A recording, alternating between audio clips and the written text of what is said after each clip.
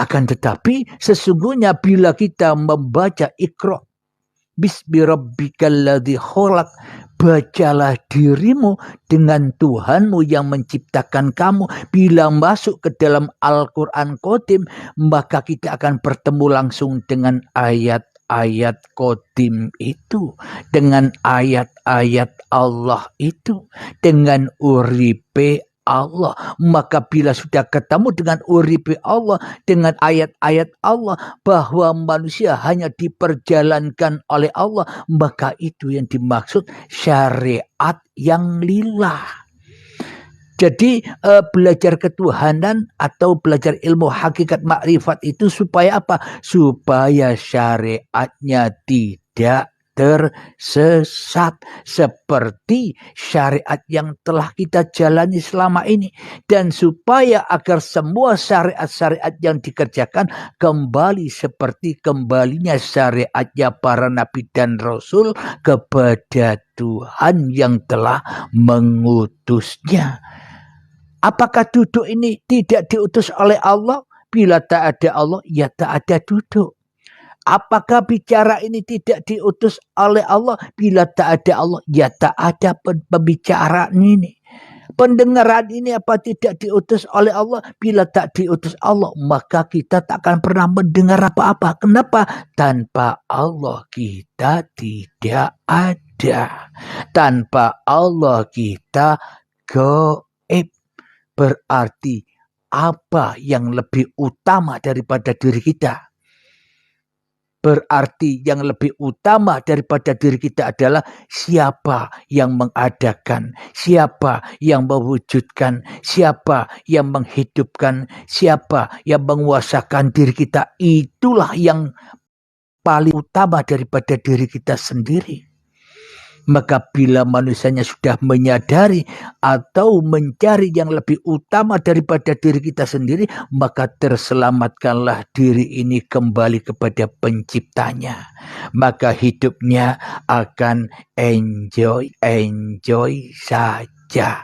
Sudah tak ada komentar lagi, sudah tak ada urusan lagi. Kenapa? Karena semua urusan, semua komentar sudah dijawab sendiri di dalam tongkat pasca baiat para sahabat-sahabat itu.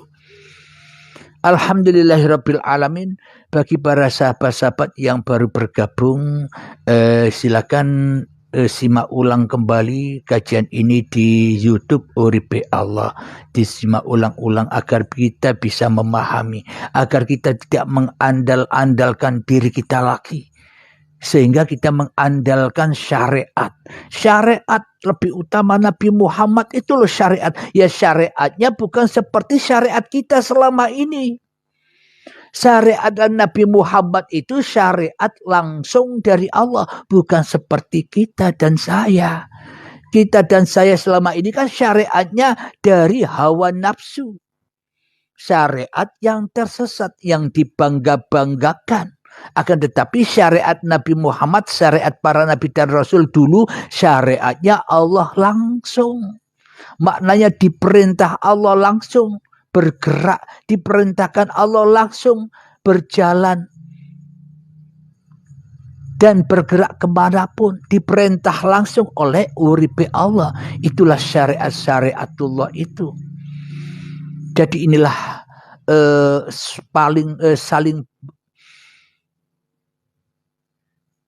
sangat amat pentingnya belajar ilmu hakikat makrifat itu. Supaya apa? Supaya tidak sia-sia syariatnya.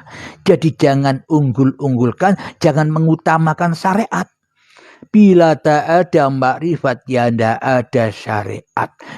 Bila kita sudah mengembalikan syariat-syariat itu kepada makrifatnya, bahwa segala syariat yang kukerjakan toh ya syariatnya Allah, maka syariat itu suci, bersih dari diri kita sendiri. Akhirnya ya wayang menang wae, sang dalang yang menggerakkan. Dung dung dung dung dung. Sudah tidak ada hukum-hukum lagi bagi sang wayang. Sudah tak ada hukum-hukum lagi bagi manusianya, karena manusia mah sudah maksum di sisi Allah, terjaga hatinya dari pemberontakan hawa nafsunya. Karena hawa nafsunya sudah dikembalikan, karena hawa nafsunya sudah dipulangkan, bahwa hawa nafsu itu ya Allah, bukan diri kita. Hawa nafsu itu kapan kita membuat? Bila hawa nafsu itu milik kita, kapan kita menciptakan? Bila hawa nafsu itu milik kita, kapan kita memproduksi hawa nafsu kita?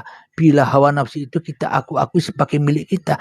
Mengaku-akui bahwa hawa nafsu milik kita itulah sebagai racun-racun yang meracuni syariat-syariat kita. Sehingga hancur lebur semua syariat yang kita kerjakan. Kenapa? Karena disangka hawa nafsu ini milik kita. Tapi bila hawa nafsu sudah dikembalikan bahwa hawa nafsu ini pun hanya milik Allah, maka semua syariat-syariat itu akan murni hanya syariatullah. Inilah syariat-syariatnya para nabi dan rasul. Sehingga manusianya kembali lagi, inna lillahi wa inna ilaihi raji'un. Alhamdulillahirabbil alamin. Semoga kajian yang sebentar ini akan menjadikan kita memahami, akan menjadikan kita lebih sadar untuk selalu menjaga syariat-syariat ini agar tidak teraku-akui di dalam hati kita bahwa syariat ini milik kita. Sehingga imbasnya kita sudah tak berharap-harap lagi yang selain Allah. Kita tak berharap-harap lagi pahala. Kita tak berharap-harap lagi surga. Kenapa? Karena bukan kita yang sebagai pelakunya. Selama ini kan seolah-olah kita yang merasa melakukan itu semua, sehingga kita mencekik atau seolah kita akhirnya memajak-majaki Allah, menokoh-nokohi Allah. Pura-pura sholat tapi mengharap-harap kepada Allah, padahal tidak sholat, hanya pura-pura sholat. Meskipun 5 waktu dikerjakan, hanya pura-pura tidak sholat beneran. Kenapa? Kalau sholat beneran manusia tak akan pernah berharap apa-apa kalau sholat beneran. Kenapa? Karena kalau sholat beneran itu bahwa manusianya sadar bahwa bukan manusianya yang melakukan. Maka akan sadar, ndak jaluk opo-opo, ora gero-gero maneh, tidak minta tolong-tolong lagi di dalam neraka. Tolong. Sejatinya manusia berdoa-doa itu ibaratkan manusia minta tolong-tolong di dalam neraka. Maknanya apa yang diminta? Bukan minta tambah dekat kepada Allah, malah minta tambah jauh dari Allah. Apa? Ya Allah, minta uang, minta harta, minta kedudukan, tidak minta bertambah dekat kepada Allah, malah minta tambah jauh dari Allah. Kenapa? Apa yang diminta? Yang diminta hanyalah selain Allah, ya tambah jauh. Kenapa? Karena manusianya selama ini tak pernah menghadap Tuhan, maka takkan pernah bisa berdoa kepada Tuhan, sehingga manusianya hanya tertipu dengan keyakinan, hanya tertipu dengan keimanan, hanya tertipu dengan kepercayaan yang ala hawa nafsu saja. Hanya pura-pura Islam, padahal kolbun kafirin baitun nas, padahal di dalam hatinya masih wujud manusianya.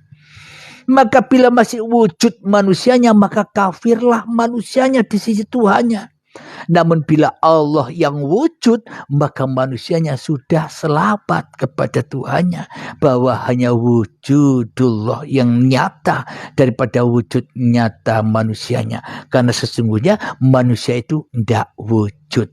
Karena sesungguhnya manusia itu tidak nyata. Karena sesungguhnya manusia itu goib. Di dalam Al-Baqarah, alladzina yu'minuna bil ghaibi, yakni orang-orang yang beriman itu adalah beriman kepada hal yang gaib, bukan Allah yang gaib yang diimani, bro.